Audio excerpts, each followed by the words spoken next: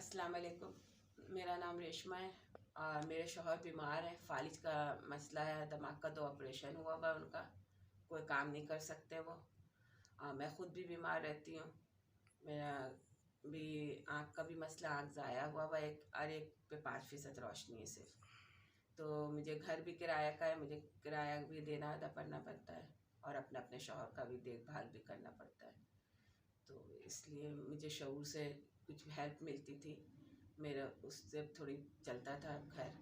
तो अगर हो सके तो मेरे प्रॉब्लम्स को आप लोग हल कर दें। शौहर इस काबिल नहीं है कि कोई काम वाम कर सके? नहीं, वो बीमार है क्योंकि वो तो चल ही नहीं सकते हैं। दिमाग का भी ऑपरेशन हुआ हुआ उनका क्योंकि फालिज है। अच्छा, तो ये आपकी आँख के साथ क्या मसला हुआ था? एक आँख ज़ाया हुआ हुआ मेरा, पत्थर लग गया था बचपन में, अच्छा। और दूसरे में 5% रोशनी। उसका ऑपरेट हुआ था लेकिन अभी रोशनी